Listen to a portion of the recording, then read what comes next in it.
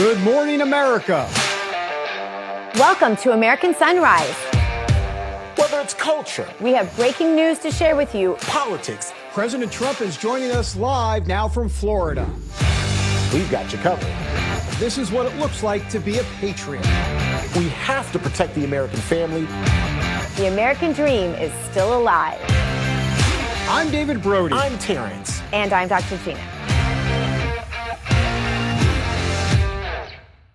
Welcome back. President Trump's daughter-in-law, Lara Trump, is destined for stardom, whether it's on the political stage or the entertainment stage. The first daughter-in-law is going to be releasing a new album called Back to Believing, and it's scheduled to be released May 2nd. But we have your preview right now. Take a look.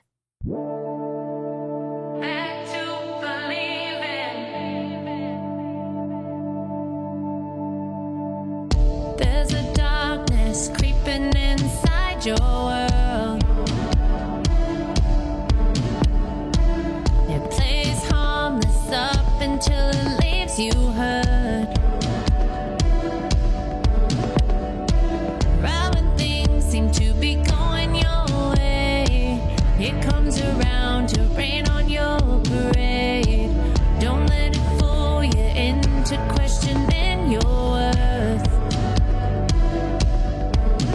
When life knocks you down, don't stay on the ground. You've only begun and the best yet to come. So get up, get out, get back to believing. No one around can stop you from dreaming. So get up, get out, get back to believing again and again and again and again. Oh, get up, get out, get back to believing. No one around can stop you from dreaming. So get up, get out, get back to believing again and again and again and again. Oh, now or never, tell me what you're waiting for.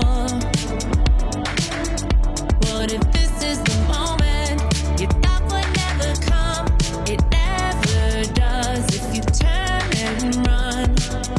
When life knocks you down, don't stay on the ground. You've only begun and the best yet to come. So get up, get out, get back to believing. No one around can stop you from dreaming. So get up, get out, get back to believing again and again and again and again. Oh, get up, get out, get back to believing. No one around can stop you from dreaming. So get up, get out, get back to believing again and again and again and again. Oh. And joining us now with details about Lara's new endeavor is LJ Fino, the president of First Class Label Group, and Jake Lecce, head of A&R at First Class Label Group. Welcome to you both, gentlemen.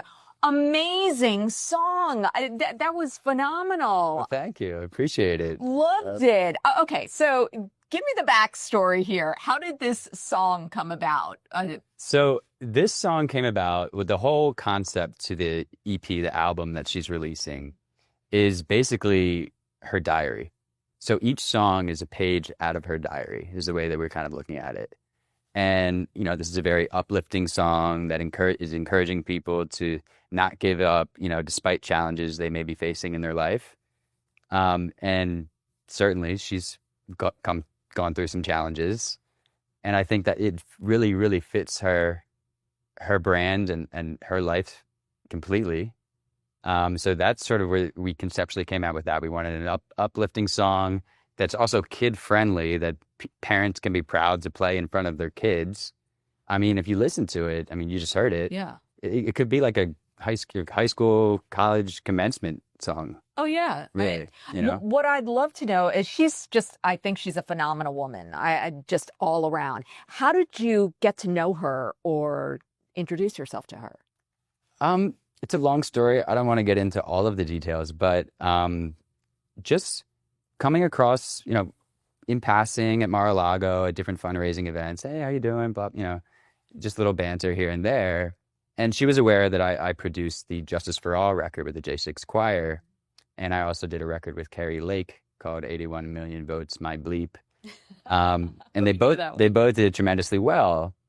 And when I approached her, I had her cell phone number. I can't remember exactly how I got it.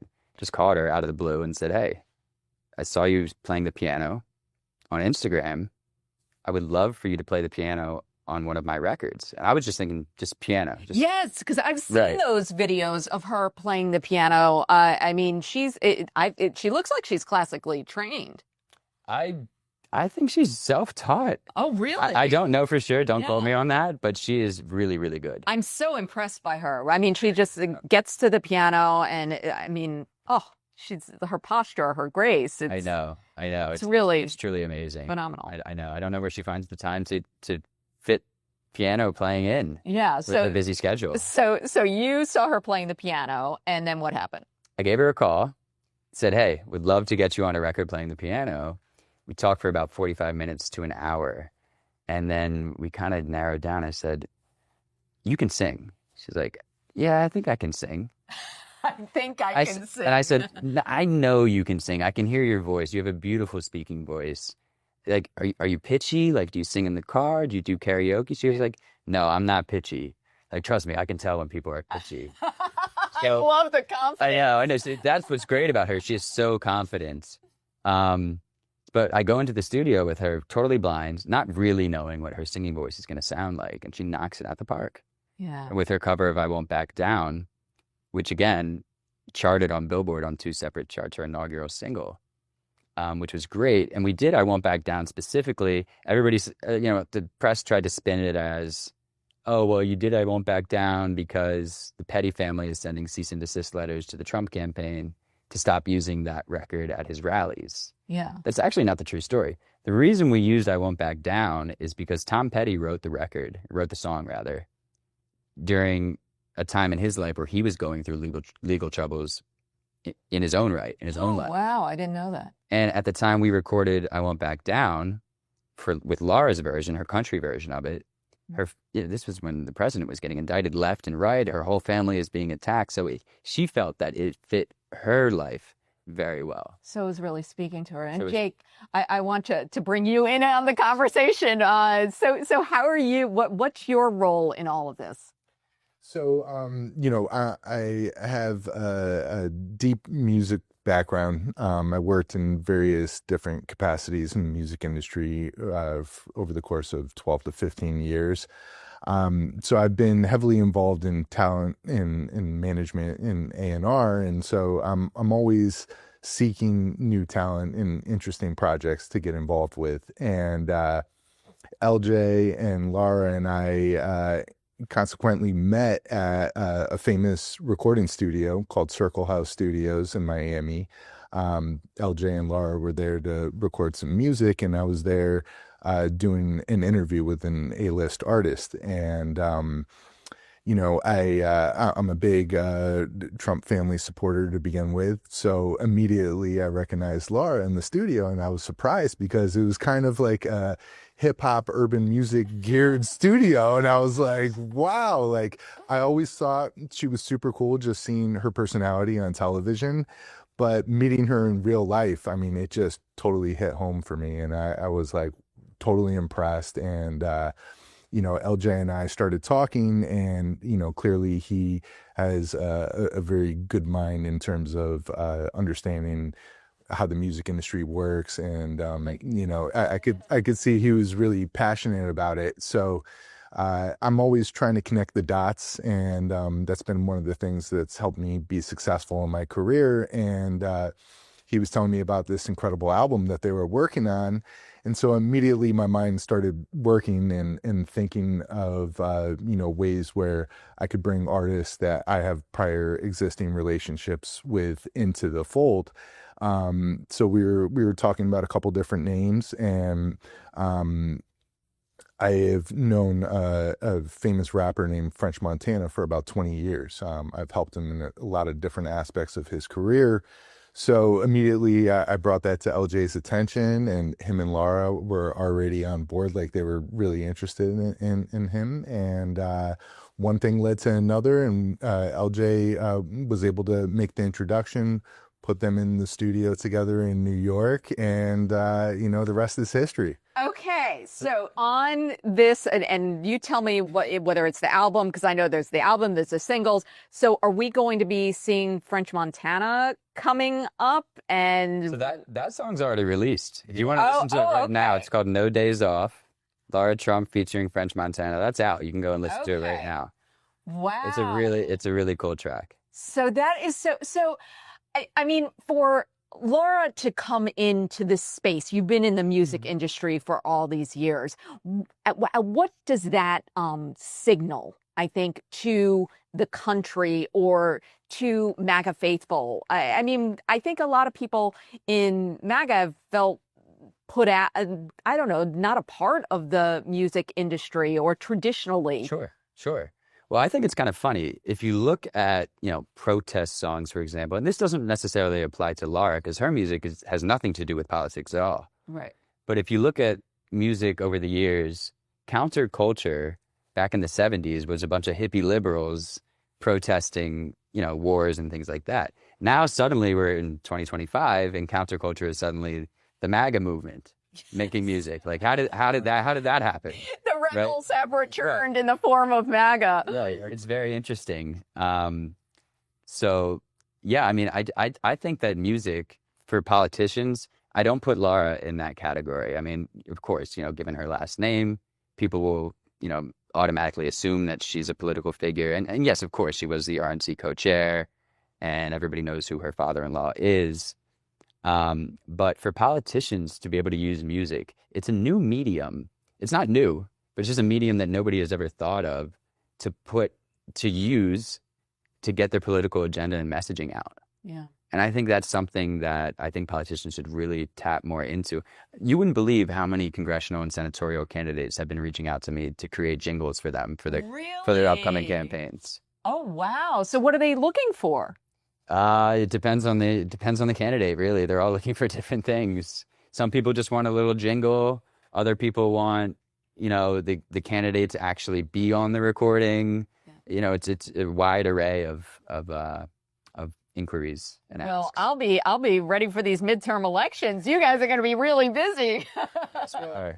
One of the things that really resonated with me is when LJ and I were initially conceptualizing some ideas for this project.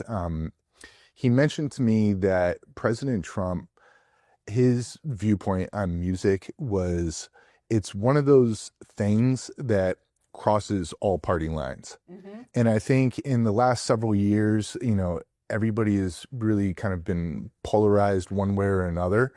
And there's been a lot of division. And, for President Trump to take that standpoint and look at music as a tool to unify America and unify the parties and, bring people together instead of pushing people apart, that totally hit home for me. Yeah. And, coming from a hip hop background, it was really interesting to see how, the last 10 years has played out, because if you go back to some of the most classic hip hop records from the 80s, 90s, and even the 2000s, there's countless references to President Trump.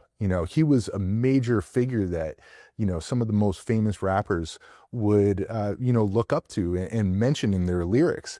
And then, after 2016, there's certain people in the industry that had their own political standpoints, and they seem to try to turn the tides against President Trump. And I thought that was just, such a shame, because he's been such a major component of the hip hop industry, not even intentionally, but he has been for so long. So I think on his recent campaign, LJ and I were also helping bring in some of these hip hop artists to his campaign for events and rallies and things like that. And it was pretty interesting, because initially when we were reaching out to artists, and some of these artists I already knew were kind of like conservative or Republican leaning, or you know, were on board with what President Trump has been doing. When we were talking to them, they were scared of cancel culture. They were like, you know, behind closed doors, they're like, oh, we love the guy. Like we're all for voting for President Trump in the next election, but publicly they're scared to death to come out and speak in support. So the tide started turning, and we were noticing this in real time as artists were that you would not think would want to come out and publicly support a Republican president were. And I think that's really happened to pick up steam in this regard. And you know, French Montana, when we brought this to him, he was like ready to go. He thought this was so cool. And I think the record, the way the public perceived it, it was, you know, nobody had this in their 2025 bingo card. It's like the most unusual pairing. Like nobody would expect it. But it totally works. Like when you hear the record, it's amazing, because if we didn't tell you this was Lara Trump on the record, you would never know. You would think this is a pop star. Yeah, absolutely. And You think it's Dua Lipa or somebody like that. Totally. You know, like. So where can it, to wrap up, where can we get your music, Lara's project? Tell us everything that we need to know. So No Days Off, her latest single, is available on every streaming platform: Amazon, Spotify, Apple. Those are the three major ones. I can name the smaller ones, but most people don't use them. But wherever you stream your music, wherever you download your music, you can find it there. Okay. It's available there. And I'm just thinking, I think there's a documentary in the works about Trump and hip hop. I think there should be. I I think think you're really right. Because I think that you both would have some really fascinating stories. And Oh, definitely. Absolutely. Definitely. With Laura's permission. But there is something I want to touch on. she should be the host. I know, be she cool. should be. Okay, I'm pitching ideas here. All right. Putting it out into the world. I'll put some feelers out. But there is something I want to touch on, because I think a lot of people don't realize how involved she is in the creative process of the creation of the music. Yeah. First off, she's her own CEO. She's the CEO of herself. She has a vision. She knows what she wants. I really have never worked with an artist that is as intense, focused, and incredible in a recording studio as Lara Trump. And you may find that hard to believe. Actually, I don't. I don't, because when I see her physical fitness routine, as someone who does not exercise and is always struggling to get on the treadmill, when I see her dedication, someone that dedicates themselves, first of all, is a mom, she's a host, she does it all. Mm-hmm. But those people who like really focus in on their exercise program, I just think that that's like phenomenal. So when you tell me that about her discipline in the studio, it does make sense. Her discipline is incredible. And not only that, she makes my job easier as the executive producer of these records, where I'm supposed to be telling people, oh, put this sound here, put this sound here, change this vocal here, take this cut out. She kind of takes that job over for me. Like, you know, she'll take my advice, but she's like, no, LJ, I like this. I like this. Put this here, put this there, put that there. And she really knows what she's doing. She knows what she wants.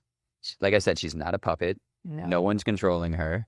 She knows what she wants, and she gets it done, and it comes out phenomenally well. She's every single time. An amazing woman, and this is an amazing project. And go out there, listen to it, check it out. We're looking forward to more. Thank you so much, LJ. Appreciate you. Thank you, Allison. Oh, Pleasure. such a pleasure to Likewise. have you in here today. And thank you, everyone. Real America's Voice. We want to hear what you have to say in the Getter chat, in the Rumble chat, all major social media platforms. Stay tuned to Rav for more.